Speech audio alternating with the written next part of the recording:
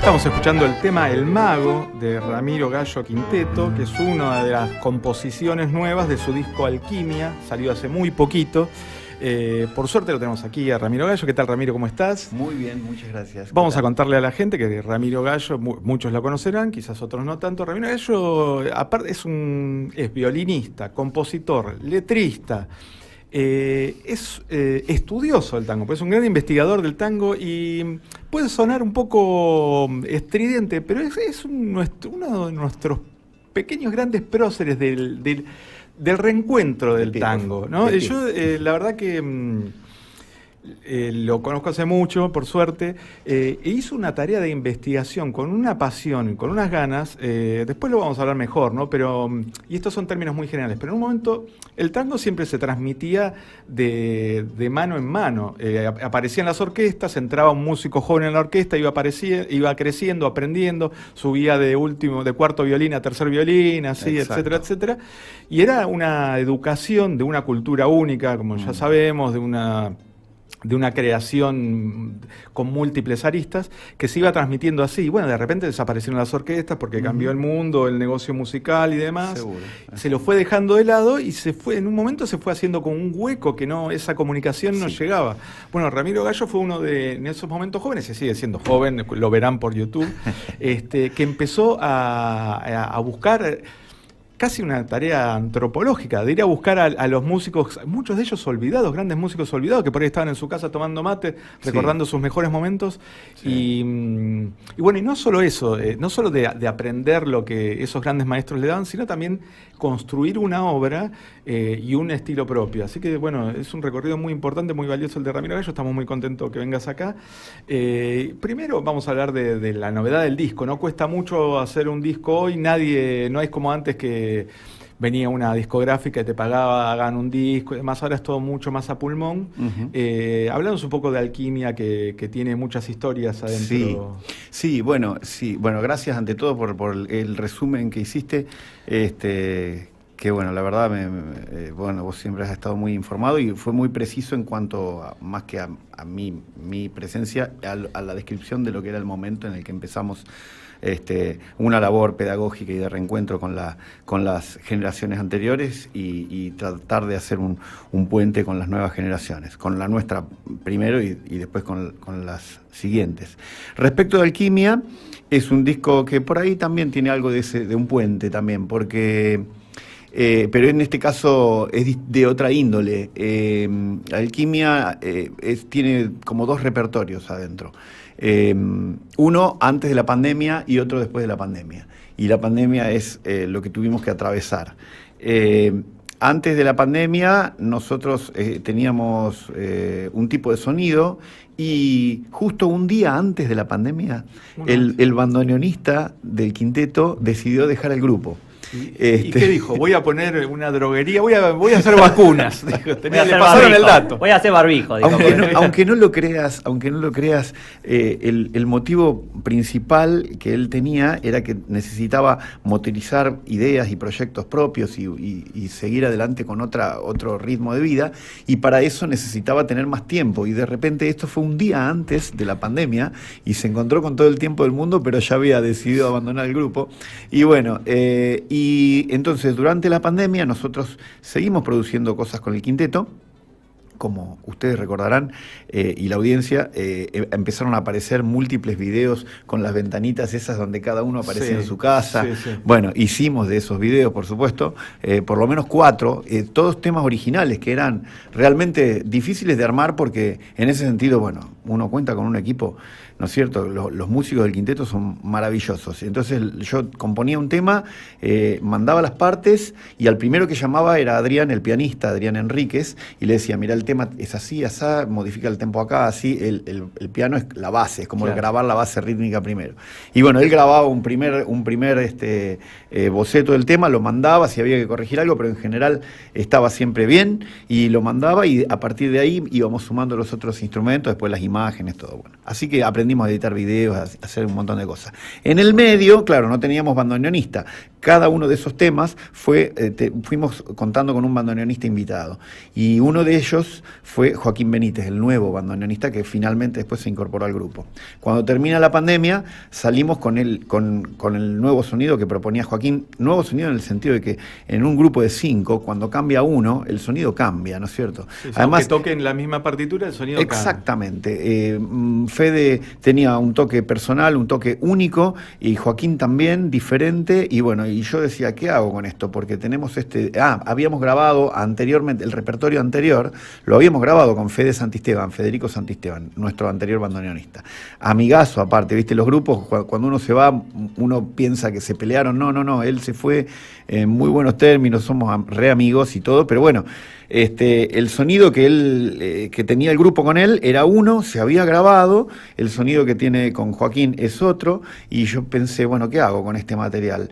Vuelvo a grabar los temas, porque ¿cómo voy a defender un sonido distinto, un repertorio diferente? Después al final dije, bueno, la pandemia es como una especie de una gran prueba que tuvimos todos y de la cual salimos un poco distintos, ¿no es cierto? Y alquimia es el concepto también, ¿no es cierto? La transformación yo digo a veces, de la espina hacia la flor, ¿no es cierto? O sea, que bueno, uno tenía también un poco esa ilusión de que hasta la humanidad cambie de la espina a la flor. La verdad, no salió muy así, ¿no es cierto? Yo creo que es más espina todavía, ¿no?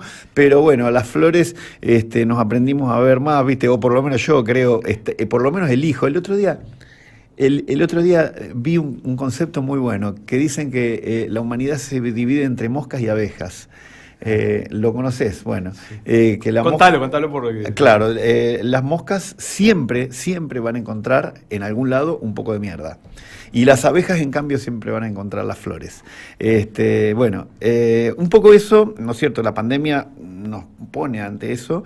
Y entonces, bueno, hay un tema que se llama justamente alquimia, en el que yo digo, bueno, vamos a hacer de esto algo reparador, algo transformador, y bueno, compuse ese tema que se llama así, Alquimia, e invité a gente querida. Están nuestras propias compañeras, mi compañera Laura toca violín, está presente en el tema como invitada, la compañera del guitarrista Marta Humbert, el guitarrista Santiago Vera Candiotti, es flautista ella y está también invitada. Están nuestros amigos Cristian Judurcha en batería y Pedro Aznar, que compuso un poema bellísimo y lo recita en el tema. En fin, hicimos de eso un grupo más grande y un tema un poco representativo de esas transformaciones. Y al final el disco quedó un disco gigante con 2 repertorios, un tema que los une y 2 sonidos, y bueno, el concepto de la transformación. Claro, cada vez hay menos discos como obra y tiene 18 composiciones. 18, espectacular. Sí. En realidad son 17. A nosotros nos gusta, si somos de la vieja escuela. 17, claro, son 17, pero hay una que es una especie de puente, de transición entre 2 temas, y es un tema en sí mismo por ahí. Entonces, bueno, pero es un tema muy breve que también ocupa el track 18, digamos.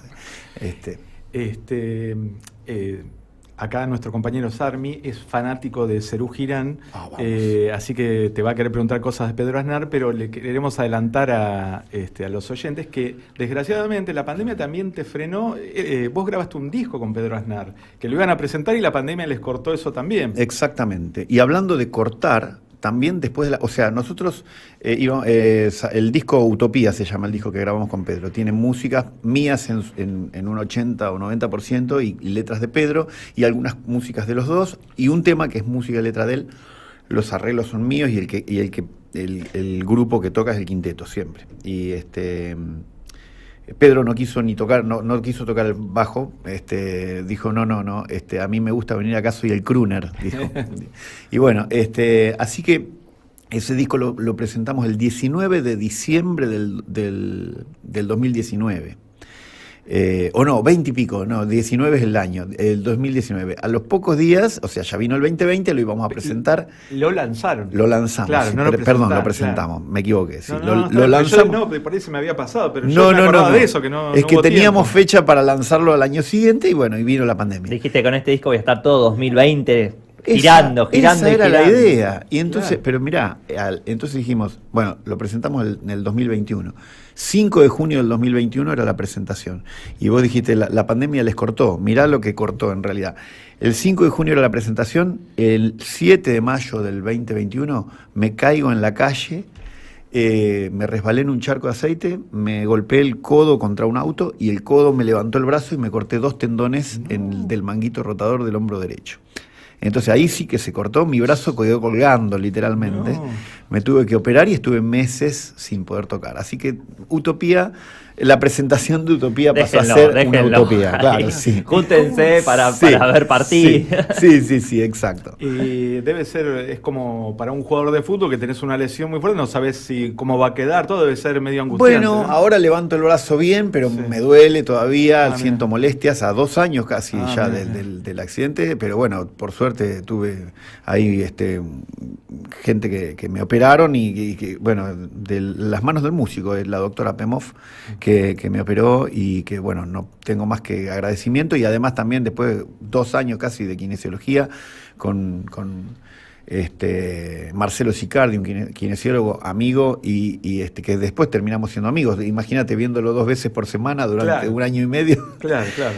Sí, bueno, fue un poco difícil, pero yo, la verdad, yo tengo amor por el violín, pero el amor que tengo no me permite, me permite no tocarlo. No es que estoy desesperado si no lo toco. Amo la guitarra, también amo componer. Eso te iba a decir, Sí. imaginé que... No, hice 600 temas, qué sé yo, Claro. y letras y cosas así, y no me volví loco por no poder tocar el violín. Al contrario, incluso lo aproveché, fue un tiempo para descansar, para pensar otras cosas y bueno, y tener tiempo, ¿viste? Tener tiempo. Cuando componés desde la guitarra, desde el violín, ¿cómo suele ser?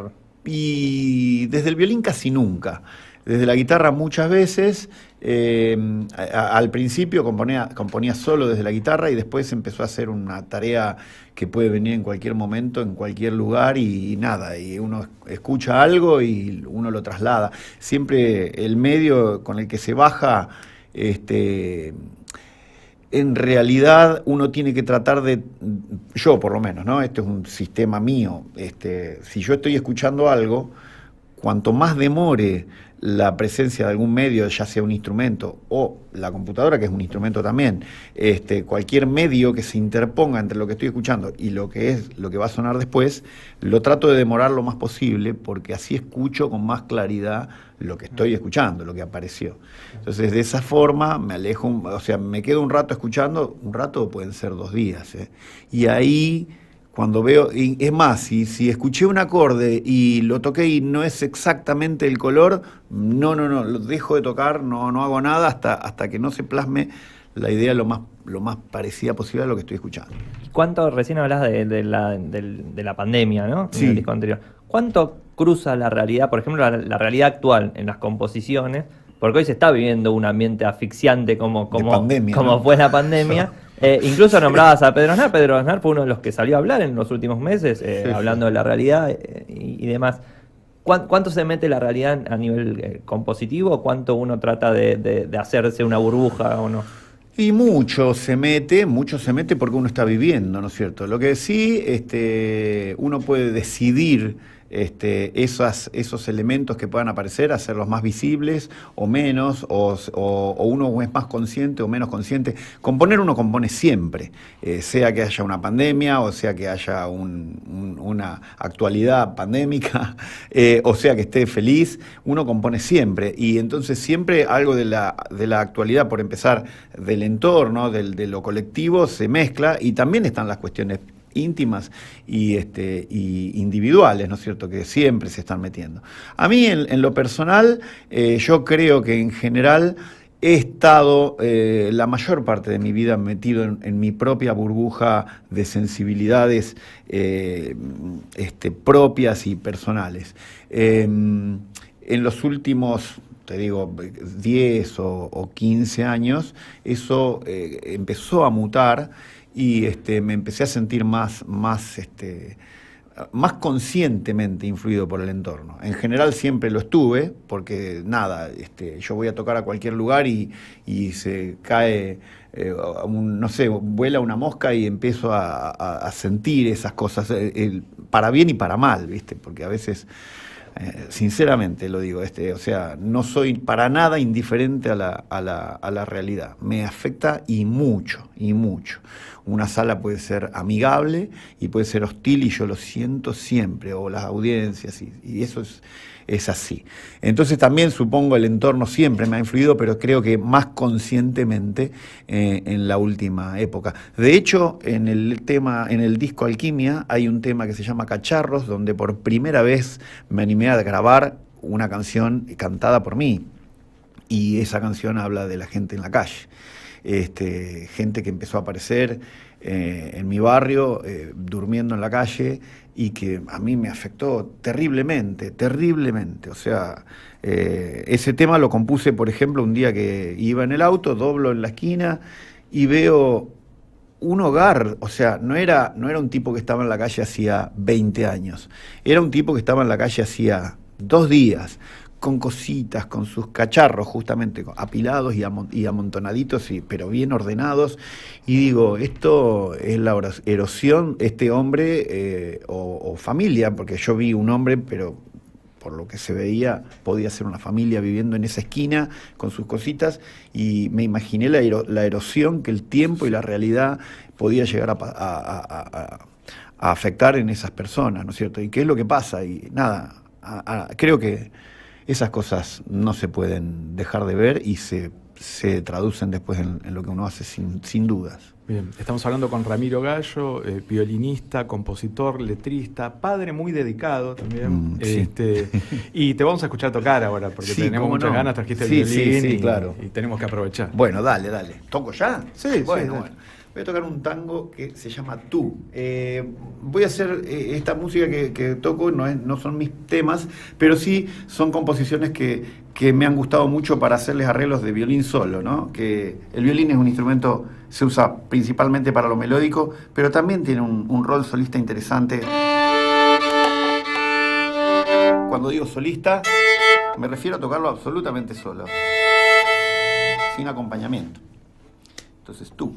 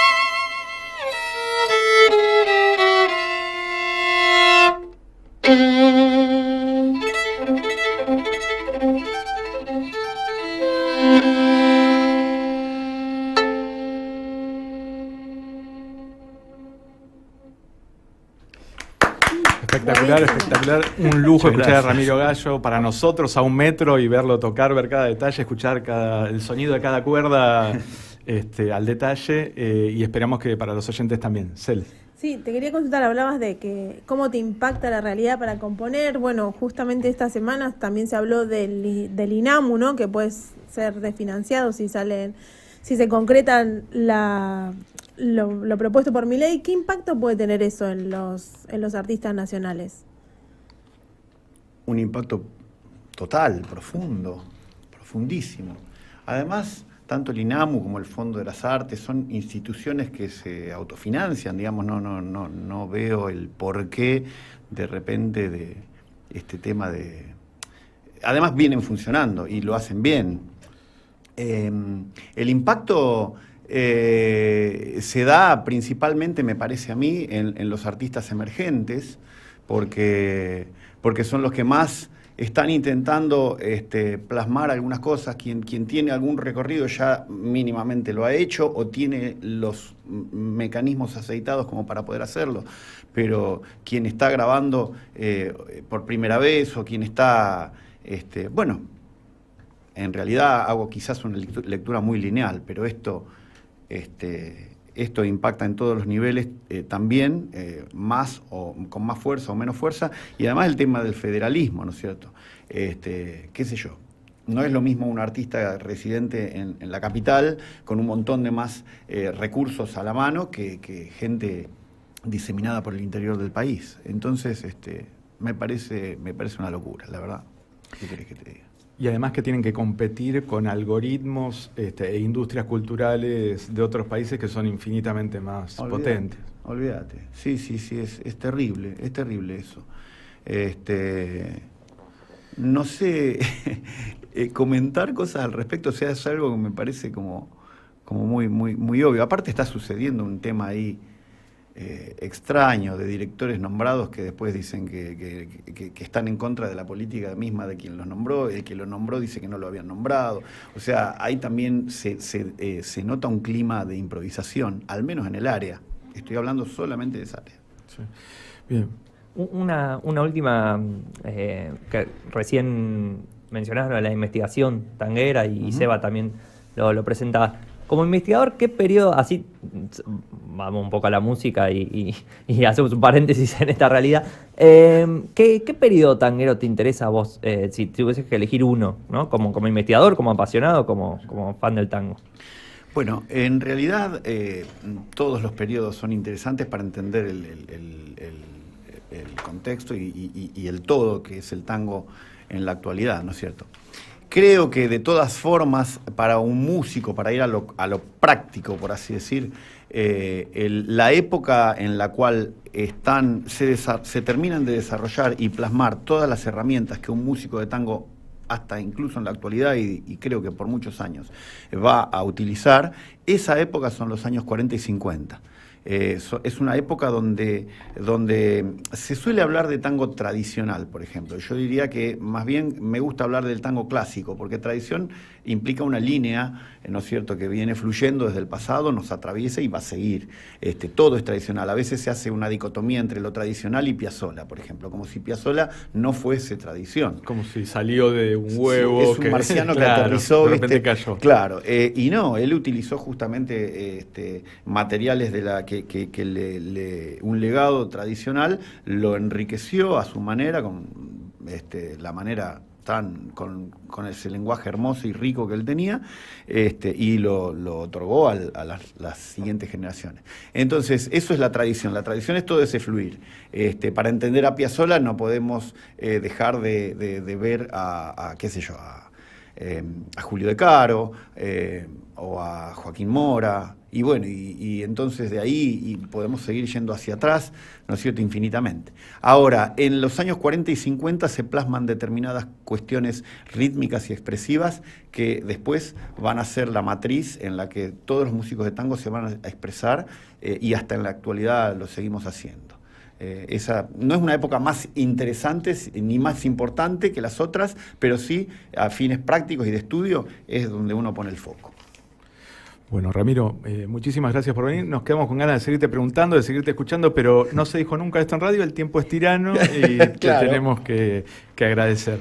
El agradecido Pero no soy yo. faltará oportunidad para que vuelvas. Por favor, sí. Aparte no parás de producir obra, así yo que creí que siempre de tenemos hablar. que hacer cosas. Creí que de hablar. No, es verdad que no paras, tenés una carrera con el quinteto, antes con el arranque y con muchos otros proyectos, que el disco de folclore, que es muy lindo también, así que bueno, Sí, dentro sí. de poco seguramente nos reencontraremos. Sí, ojalá que sí, que se pueda seguir plasmando cosas. Tengo en este momento en la cabeza por lo menos 5 proyectos para poder plasmar, para desarrollar, y algunos ya bastante desarrollados. Creo que eso no va a cambiar, ¿viste? En situaciones ya sea menos o más adversas, siempre hemos seguido produciendo. Y eso no va a ser quitado nunca a los artistas, eso jamás, jamás. Y así que eso es una bandera innegociable, irrenunciable, y va a estar siempre. Y el día que se le vaya un bandoneonista, al día siguiente estemos atentos porque puede venir. Claro, puede venir por si viene una otra pandemia, catástrofe. decir, sí, claro. Estemos Claro, atentos. exacto. Sí. Sí, sí. Bueno, muchas gracias, Ramiro. Gracias a ustedes.